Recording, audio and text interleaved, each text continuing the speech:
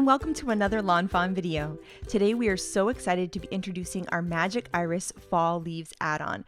This add-on is so beautiful and works perfectly with the Magic Iris. And right here you can see the Magic Iris and the Magic Iris add-on. The other cool thing is that you can use it on its own too, and we're going to be doing both ways in this video. Here's a look at all of the pieces in this set. So you have that beautiful fall leaves add-on that kind of feels like a wreath. It die cuts a circle in the center as well, so you can fill in that center.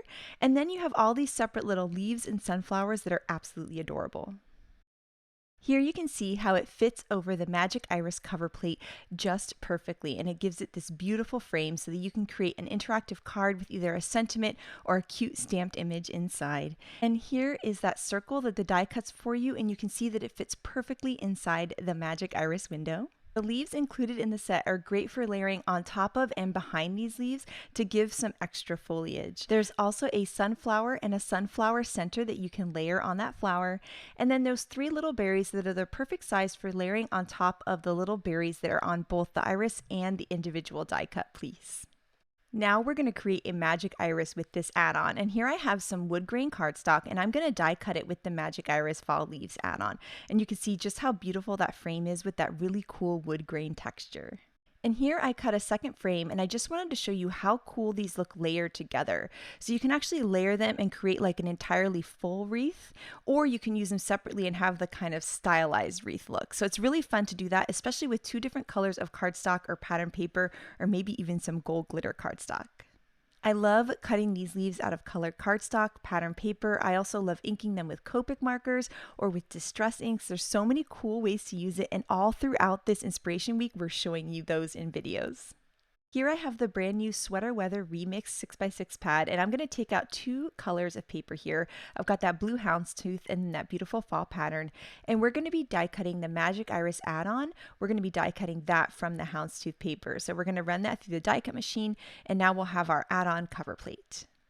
Next, we're going to start working on creating our Magic Iris. So here are the dies for the Magic Iris, and we're going to die cut one of these rings out of some white cardstock, and we're going to use this kind of radioactive flux capacitor looking piece. We're going to line it up with the center of that circle, run it through the die cut machine, and now we're going to have one ring with the little holes in it, and then we're going to cut two more rings that are going to be plain. And if you've never made a Magic Iris before, make sure to check out our Intro to Magic Iris video. We'll link it in the description below. Next, we're going to take that die that kind of looks like a sausage, and we're going to die cut three of those pieces, and we've die cut that out of some of the Sweater Weather paper so that everything is going to mix and match together. Then we're going to take those sausage pieces and we're going to insert them into each of the slots just like that. So we're going to do all three. And as we insert them, we're going to make sure that they're lining up with the inside edge of the circle. So you can see there's a curve to those pieces and there's a curve to the inside of the ring, and we're going to line all of those up. The next step is to add glue dots to these different pieces, and the die creates a little X for you that lets you know exactly where to put the glue dot. So we're going to layer 3 glue dots on those 3 X's, and it's a little hard to see in the video because of the pattern paper, but that's what that little X looks like. Once we've added glue dots to those 3 X's on those 3 sausage pieces, we're going to make sure to line up those sausages so they're nice and even, so the curve of them is lined up with the curve of the inside of the ring, and then we're going to take one of those other rings and lay it on top, attaching it to those 3 glue dots. Then we're going to take that ring and we're going to flip it over, and you're going to see that the die has created these little guidelines for us. So there's these little rectangular, kind of little half rectangles there, and those are the guides as to where we're going to put our tape runner. So we're going to line up our tape runner with that rectangle and just go all the way across that ring, just like that. And we're going to do that in all 3 places. Then we're going to die cut 3 stabilizer pieces and line those up with the tape runner we just added. So we'll do them on each one. Those little stabilizer pieces do have a little curve at the end, so they're going to match up with the curve of the inside of the ring, just like what we did with the sausages. Now we're going to take that whole ring and flip it back over, and we're going to work with the tab now. And so we've die cut the tab, and we're going to line this thing up. I like to make one of those little stabilizers kind of pointing towards my belly. We're going to add some tape runner about halfway down this tab, and we're going to line that up to the right of that tab, creating almost like a little V between them. And there's a curve on that tab that's going to match the curve of that inner ring. And you can see there's a little V, like a very thin V, being created between that stabilizer and the tab piece. Now we're going to take a ring and lay it on top. No adhesive or anything. We're just laying it on top nice and free. And then we're going to put adhesive on all 3 of those stabilizers. Then we'll take those stabilizers and we are going to curve them around, attaching them to that top ring. And you'll notice as we attach them, they don't go all the way to the end, and that's okay. That's actually how you want it to look. If you put the stabilizers too tight, your magic iris may not move. So we're just going to lightly and gently hug them around and attach them to that ring. Now it's time to test to see if it works. And so the first time you pull it, you'll see you kind of have to play with it a little bit. And then now we'll be able to go back and forth and you'll see that really amazing magic iris action. Now the Magic Iris add-on, that cover plate piece, comes with a special tab with a little arrow, and that arrow is going to let the recipient know what to do. And so we're going to die cut that from that same blue paper that we cut the Magic Iris add-on with. We're going to add some tape runner onto that and layer that over that tab. And you'll see that's got a little decorative arrow. Now you're going to notice there's a little bit of the white tab sticking out towards the right. We're just going to trim off any of the excess of that white tab, leaving only being able to see the blue tab, but that little arrow is now colored in with white, so it's nice and bold. Now we can line up that cover plate on top and you'll see how pretty that is looking. And then we're going to take that Magic Iris add-on and look at that. Oh, it's so gorgeous. So I wanted to show you how I got inspiration for this card, and I love 1990s sunflowers. I'm still bummed that I gave away my dress. I just love it. So what I did was I Googled literally 1990s sunflower in Google Images, and I looked for images to inspire the color palette for this card. And that's a really fun way to get ideas for how to design your cards and what colors to pick. I love doing this. Now, next up, of course, we're inspired by the sunflowers, right? So we're going to cut some of the sunflowers that are included with this Magic Iris die. And there's this really pretty sunflower yellow in the Sweater Weather Remix paper. So we're going to die cut 3 of those sunflowers. And then we're going to cut 3 of those little centers out of some ground coffee stock. And then we're going to take our glue tube and add a little bit of liquid glue to each of those flower centers and layer them right on. And they're looking so cute already. Now for the leaves, we're going to cut it out of some more Sweater Weather paper. That way everything mixes and matches. And right here, I'm just going to kind of play around with what kind of placement I think might look nice. And I just love this look so much. It makes me so happy. Now, before I start putting everything together, I want to make sure to stamp my sentiment on this panel. And so I'm going to be doing some heat embossing. So we're going to use an anti-static powder tool so that all of that embossing powder only sticks to the sticky ink that we're stamping. And this sentiment is from the You Autumn Know stamp set. And it says, "You really autumn know how much I love you." So we're sprinkling on that white embossing powder, and then we're going to heat it up with our heat tool. And now it's going to be a nice, bright, bold sentiment on what's kind of a busy cardstock. And heat embossing is a great way to do that. Our next step is to cut down some more pattern paper. Remember that one we picked out towards the beginning? This is going to be a standard size of 5.5 by 4.25, and we're going to layer that onto a standard size card base. Now it's time to start assembling the card, and so we're going to add some tape runner to the top of that Magic Iris all over the area that is white cardstock. And then we're going to be lining that up with that Magic Iris cover plate. And the way I like to do this is I make sure my little tab is nice and straight, and then I just fill in that opening with the tab, and it always lines up perfectly, and we can press down, and that's on there. Then we're going to flip it over and, oh, first I always like to see that it's working because it's just fun to play with. And then I'm going to add some foam squares. You can see at the very top and very bottom of this area, but that's it because we don't want the foam squares to get in any way of the action of this mechanism. And then we can add our tape runner to those little stabilizer pieces. And that's the only place that we're going to put tape runner. We'll peel up that liner paper and then we're going to just center that right onto the card base.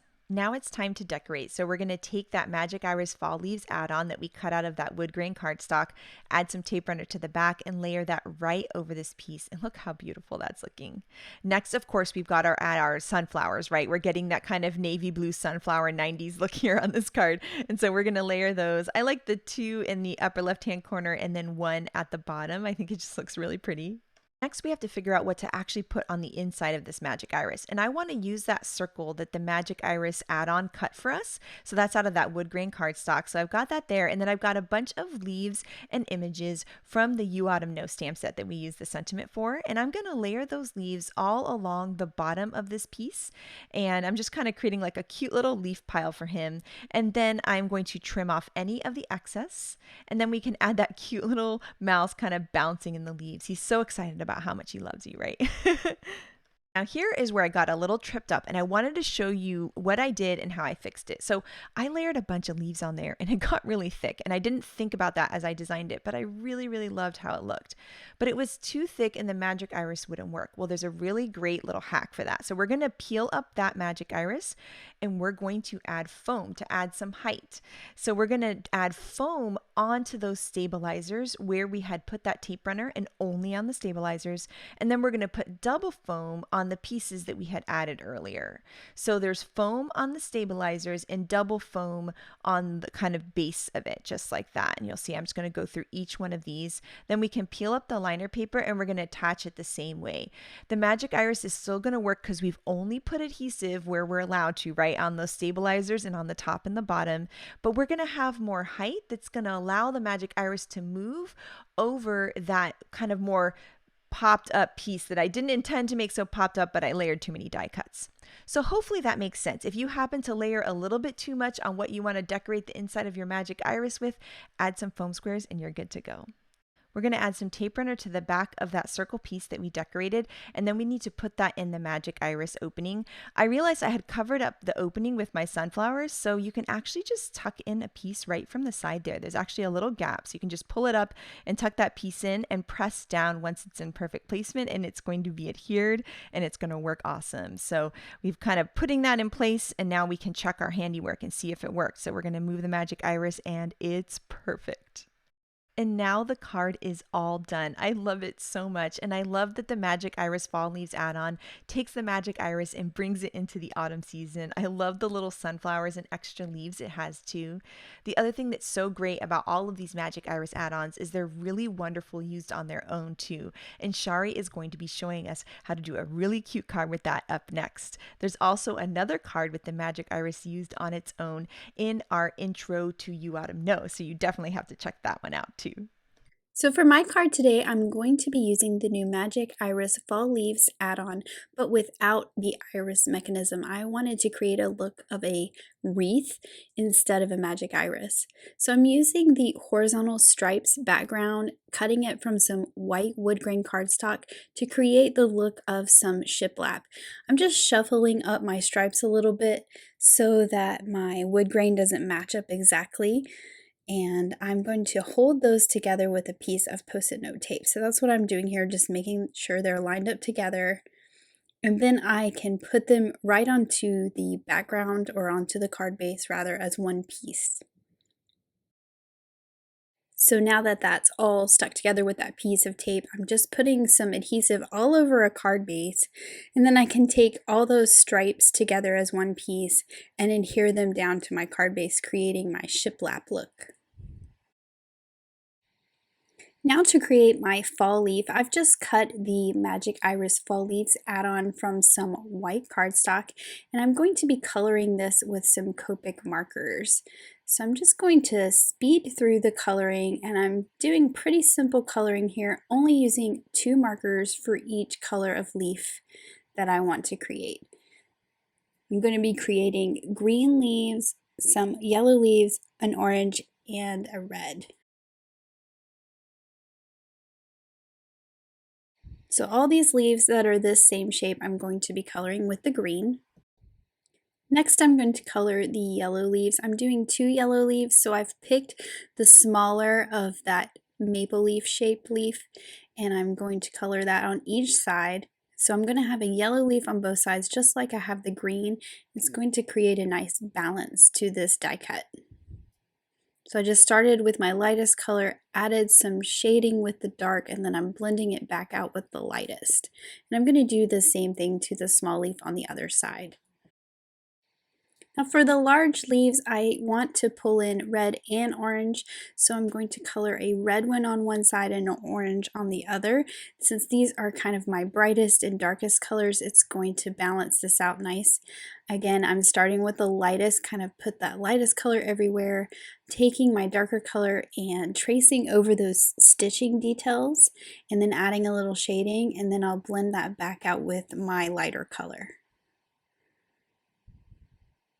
And then I'm going to repeat the same thing with my orange leaf on the other side.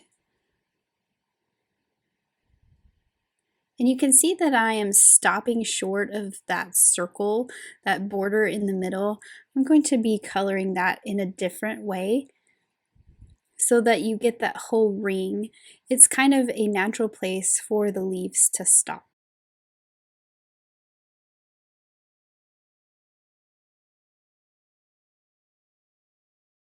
For this one, I didn't have a lot of contrast between my two colors, so I'm pulling in an even darker orange just to get a little bit more of that shading in the center.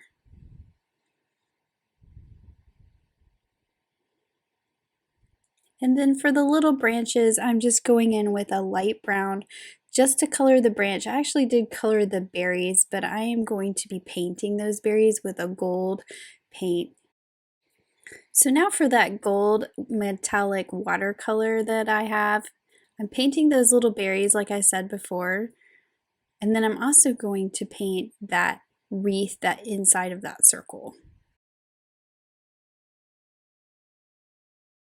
This is just a nice, fun, shimmery detail that really catches your eye.